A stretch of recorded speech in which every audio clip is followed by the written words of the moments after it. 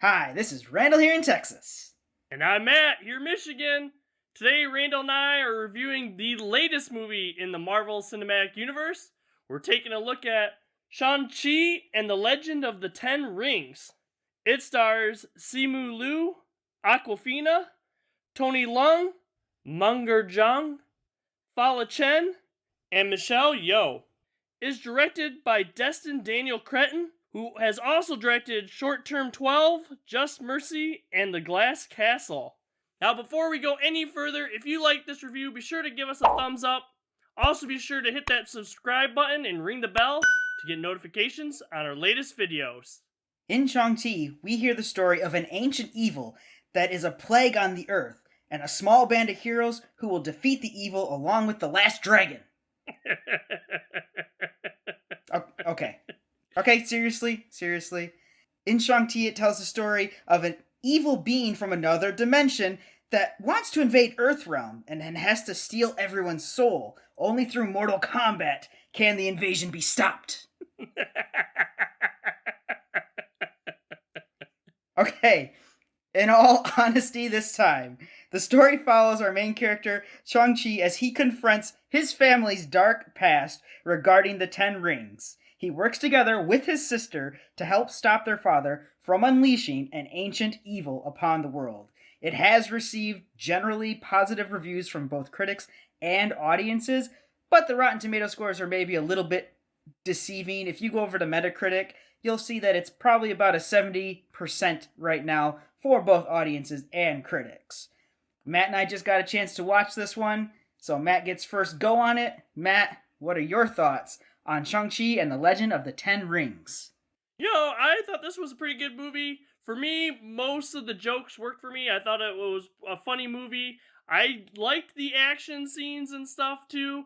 And, generally I thought this was a pretty good movie. Maybe not one of the top Marvel Cinematic Universe movies, but, generally fun movie. How about you, Randall? I thought it's an interesting film, and obviously I poke fun at some of the similarities to other things that have come before it, especially this year, very recent in my memory. But I think the biggest thing that I took away from it, and I don't know if this is praise, it's depending on your perspective, was that without the small little, oh yeah, there's Benedict Wong, and here's a thing with after credit scenes that have more Marvel stuff. You might watch this whole movie and say, I don't even think that it's in the MCU. I don't feel that it's a movie in the MCU. For me, that was a little bit refreshing, but also a little bit off-putting, because I'm like, oh, that's cool and it's different. But also, you kind of sometimes go into a Marvel film and you're like, I kind of just want that Marvel MCU feel. And this one doesn't necessarily deliver on that. But I leave that up to, individual people to say whether or not that's something they like or not. It was a mixed bag for me. But I generally thought the film was at least entertaining. Yeah, I'm a bit surprised too on how some characters in this are surprised about magical elements or whatever that happened in this movie, yet they're in a world where half the population disappeared and then reappeared some years later or whatever. So you'd think that of these people, like, nothing should surprise them by this, but now they're looking at these things and they're, shocked by what's happening, kind of thing a bit. Except for, I guess, the one guy that's video blogging when there's that big fight at the beginning on the bus or whatever. He's accepted. He's accepted the world is a crazy place, and that's all. I generally thought the characters were okay, not great. Just they did what they needed to do, but that the portrayals of the characters were quite good. I liked how the actors went about saying, this is how I'm going to be this character, whether it's direction or some mismatch of both. It's an odd thing to say in a Marvel film. The show is stolen by oh god, it's terrible. Spoiler, I'm just gonna say it. It's just a spoiler. The whole movie is stolen by the comedic elements of Aquafina and Sir Ben Kingsley. Didn't expect Sir Ben Kingsley in this film at all, but when he shows up, you're like, oh my god! In an action adventure movie, you expect the action adventure to be that standout thing, and the whole time I'm just like, I don't care. I just want to know the next thing that's going to come out of one of those two comedic elements' voices, Yeah, I love the comedy in this. I mean, heck, we talked about part of the parts, that are actually fit in the MCU is like the after credit scene, and the after credit scene is actually one of my favorite comedic parts. It's a play on a joke that we had earlier on in the film, and then we get to see even more, Marvel characters. Maybe one, two that's on my shirt here. I don't know if you can see him or whatever, but but yes, Ben Kingsley excellent in this one. I love that we took a character from, a different MCU movie and made him, an even better character, I would say, in this, a more developed and stuff character. I thought he was funny on the screen too, especially, like the playing dead scene and stuff too. Ben Kingsley worked for me. Aquafina worked for me as well. And those are some of the best parts, I think, of this movie. Which again, maybe that's a bad thing in an action movie. It just that's hard for me to come to terms with, but it was still fantastic to watch. I alluded to the idea of this kind of being similar to Mortal Kombat. The action fighting scenes in this are probably some of the better action fighting scenes, like martial art wise, that I've seen on film in quite a while. They're probably better than the martial arts scenes from the recent Mortal Kombat film. So I mean, at least that's a plus. If you're into that sort of thing, and that's part of what makes you want to go see this film, you will not be disappointed by the fight scenes. They pretty much work. They're neat.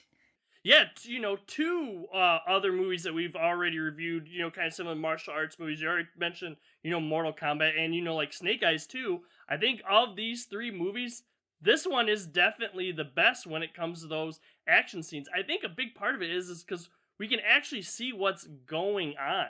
And we aren't getting a whole lot of like fast moving camera, blur effects, and that kind of stuff. I think it's good to actually see what is going on in the action stuff. And, minus, I guess, a couple scenes where I think might have been a little bit too dark. We're kind of like, all right, well, that's kind of a technique to hide a little bit of stuff because, it's a dark, dark scene. But minus those two, I think the action was really well in that movie for that reason that, you feel like you know what's going on in these scenes. One of the things I have to get to for criticisms is I did feel like the plot is kind of safe for what they were going for. It's kind of play by the numbers. There's nothing here that's spectacular. There are those obvious, oh, that's coincidental and nice that happened. Like, oh, how are we going to get there before this character? Magic Beast over here. Well, where did he come from? And we don't remember him from any of our childhoods. I guess he was just hiding. That's convenient. So there's a lot of that goes on, even though that whole thing is adorable and amazing. As a criticism of the film, it's still like, the writers couldn't have thought of a better way of doing that. And she's one of the sister, she says, oh, we have underground tunnels all the way throughout the compound, and that's how I escaped last time. Lots of convenience. One, I guess, small thing, I wouldn't even say this real criticism, but basically, our antagonist in this movie is Shang-Chi's father and stuff. I think he does an excellent job, well acted stuff. The character, though, I guess I wish, a little bit more from or whatever. I guess if, I'm looking at, our top kind of like, origin story villains or whatever, I'm kind of looking at like Killmonger. It doesn't really reach those heights in this movie, but I think, for the character of Shang-Chi, our main character and everything, I think it works well. He works well for that. But I guess if I'm looking for like a minor nitpick on something that maybe could have been a little bit better to raise this movie, another level, that would probably be it for me. You want a better villain? From a Marvel movie? Just a little bit. Just a little bit. What is this? This is madness. For all of their success, has not quite nailed what it takes to make a great villain. What could have been a really interesting story with the father turns out to just be a very drab backstory. Really, it's one of those character moments where someone falls in love with a despicable character, and you're like, no, there's no reason for that. But it happens because that's what the plot says needs to happen. So I felt that the father himself, like you said, very well acted, and the portrayal's okay, but the story lets his character down. Yeah, as you were mentioning all in your points before about the story and everything, a little bit by the numbers and stuff too. But, by the numbers, take by something the numbers. from here, take something from here, sprinkle a little bit of this movie on here. Honestly, of all these other movies that were sprinkled on, I, like this one, I think, the most of all those movies and stuff from this year or this summer, too. I mean, these movies are all different and stuff. Not really comparing this to, like, Mortal Kombat or Snake Eyes or whatever, or, what's the other one we watched, Randall? Last Dragon or whatever? This is Raya and the Last Dragon. What are you talking about? Raya and the Last Dragon, or of those, I enjoyed this movie, but this movie's definitely different from those. It just takes different elements from it. But, generally, I like this movie. I think that all the pieces are there to make a pretty good movie. Is it a great MCU movie? I don't think so. I don't know if it's really up in, like, my top tier MCU movies. But, for a good, like, summer to fall movie, I think this is a pretty good movie. I think it's okay. I think it's passable.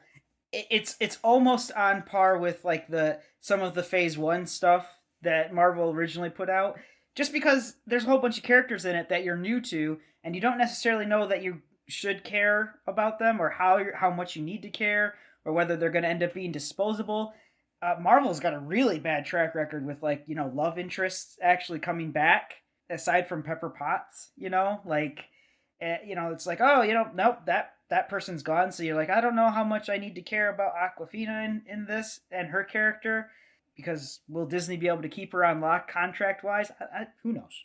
One thing I want to say about that though, about Awkwafina, I'm actually glad that, we kind of hint at her being a little bit of like a love interest stuff, but we didn't go like full blown. Like we get the one line from, Awkwafina's grandma that's basically like, when are you two going to get married? And it's just kind of like, oh, we're friends kind of thing. I'm actually glad that, it's okay to have, not like a full-on romantic relationship with these characters. I'm good with like the really close friendship and stuff too.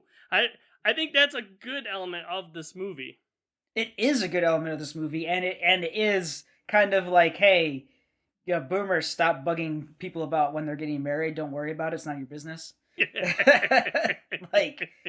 But yeah, even at the end, I should hesitate to say romantic interest, because even at the end, there's not really a full-on, hey, we're a couple now. So it could just be, like you said, they're just really close friends, and that's it. And that is actually a strength of the characters in this movie. I can't shake the feeling that it's a fairly average film that happens to have some decent, like, above average parts in it. I think that's what bumps it up a little bit for me, those above average moments or whatever. I need more above average moments. I need like an above average story or something. I don't know. Well, Randall and I want to know what you guys think about Shang-Chi and the Legend of the Ten Rings. Sean? You changed your name from Sean. Sean. S-H-A-N-G. Shang. That's what I said. Oh, you can turn it up? Yeah, you can hear me. Let us know in the comments below. Also, be sure to check out some of our other reviews. We have other new movie reviews, flashback movie reviews. We take a look at TV shows, and we have deeper dive discussions. We also have a Facebook page, so make sure to go check us out over there if you haven't already. We post the day before on Facebook what's coming out next on YouTube. We also post other things from fandoms that we enjoy. If you don't want to follow us over on Facebook, that's fine. I understand. We just have a schedule. We post new videos every Monday and Thursday. For now, I'm Randall here in Texas. See everyone next time. And I'm Matt here in Michigan. Have a good day, everyone. Next time on No Market Media.